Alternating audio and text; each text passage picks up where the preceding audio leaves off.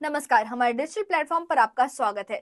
बांग्लादेश की अंतिम सरकार के मुख्य सलाहकार मोहम्मद यूनुस के साथ पीएम मोदी की मुलाकात के बाद क्या दोनों देशों के रिश्ते सुधरेंगे? ये सवाल इसलिए क्योंकि शेख हसीना की सरकार गिरने के बाद और मोहम्मद यूनुस के सत्ता में आने के बाद दोनों देशों के संबंध बिगड़े हैं। कहा यह भी जाता है कि पिछले साल दिसंबर में भी मोहम्मद यूनुस पीएम मोदी से मिलना चाहते थे, लेकिन पीएम मोदी ने इस मुलाकात में कोई रुचि नहीं दिखाई। इस मुलाकात में पीएम में वो गर्मजोशी भी नहीं देखी गई जो अमूमन विदेशी सत्ता प्रमुखों से मिलते हुए होती है। हालांकि उन्होंने बांग्लादेश में अल्पसंख्यकों के मुद्दे पर दो टूक बात रखी। देखिए ये खास रिपोर्ट।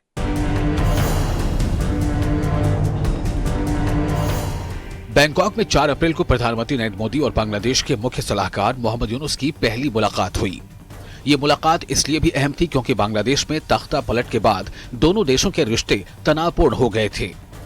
शेख हसीना के इस्तीफे के बाद बांग्लादेश में राजनीतिक अस्थिरता बढ़ी और भारत के साथ रिश्तों में भी तल्खी आ गई। इस मुलाकात में कई गंभीर मुद्दों पर चर्चा हुई।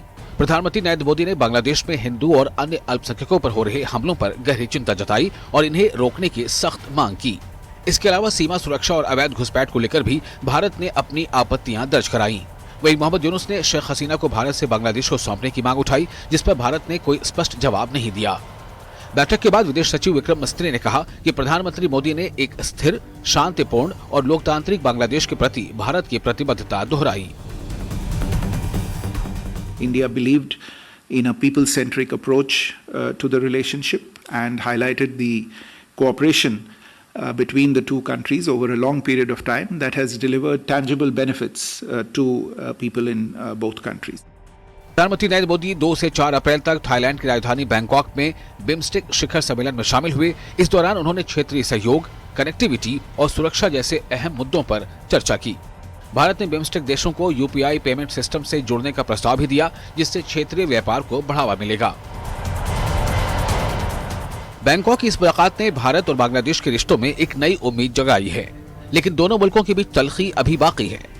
पीएम मोदी ने साफ कर दिया है कि हिंदुस्तान अमन और तरक्की का हिमायती है, लेकिन अल्पसंख्यकों की हिफाजत और सीमा की सुरक्षा उनकी पहली शर्त है। अब देखना होगा कि ये मुलाकात भारत बांग्लादेश के रिश्तों को किस दिशा में ले जाती है। बांग्लादेश में सत्ता परिवर्तन के बाद ये पहली बातचीत थी, लेकिन क्या ये मुलाकात दोनों देशों के रिश्ते में आई तल्खी को कम कर पाएगी? पीएम मोदी ने अपनी प्राथमिकताएं साफ कर दी हैं: अल्पसंख्यकों की सुरक्षा, सीमा पर शांति और क्षेत्रीय स्थिरता। अब निगाहें इस पर रहेंगी कि बांग्लादेश की नई सरकार भारत के साथ किस दिशा में कदम बढ़ाती है और ये रिश्ता आगे कैसा आकार लेता है। इस बारे में आपका क्या कहना है, हमें कमेंट बॉक्स में जरूर बताएं।